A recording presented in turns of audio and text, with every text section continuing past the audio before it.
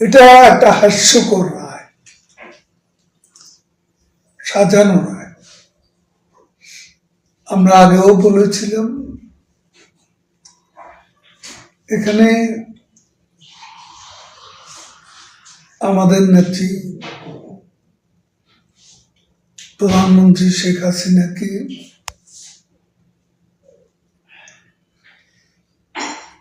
আত্মপক্ষ সমর্থনের কোন সুযোগ দেওয়া হয়নি এবং এ রায়টা ছিল এ ধরনের ঘটনা বোধ কোন দেশের মামলার রায়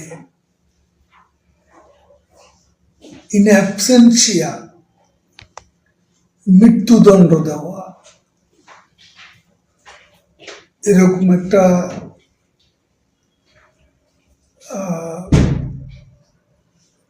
এক্সাম্পল সমসাময়িক কালে আমরা খুঁজে পাই না।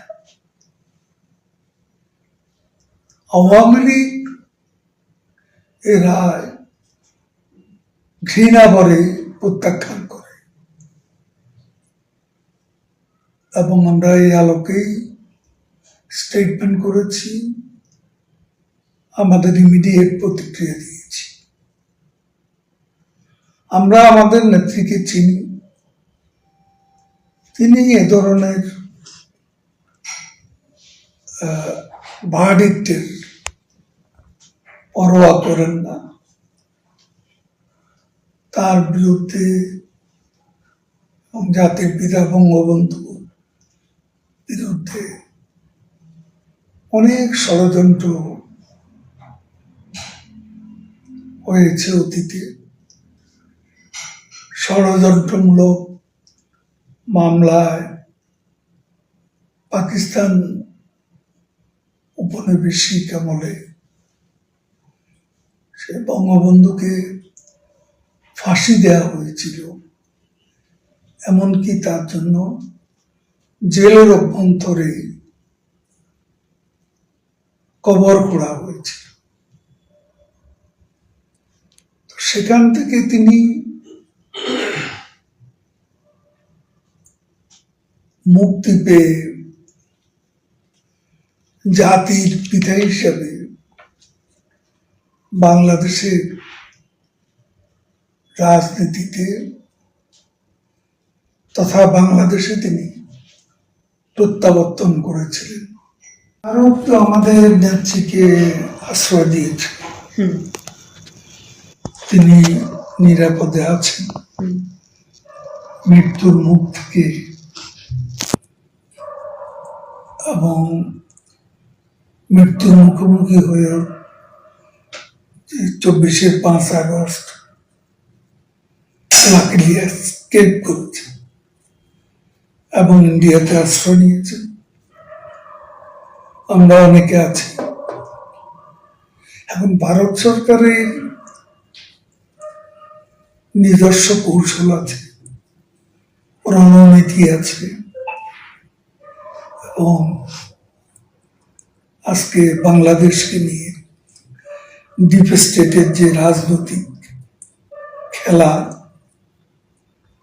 যে গেম, তাদের যে জিও পলিটিক্যাল স্ট্র্যাটেজি, পাকিস্তান আজকে সদর্পে বাংলাদেশকে অন্তর্ভুক্ত করে কনফেডারেশন করার স্বপ্নে বিভোর। তাদের আনাগানা সিভিল বিউরোক্রেসি, মিলিটারি বিউরোক্রেসি, মিনিস্টাররা প্রায় প্রতিদিনই পাকিস্তানের কেউ না কেউ বাংলাদেশে আছে এবং এটা আমি সেদিন ভারতীয়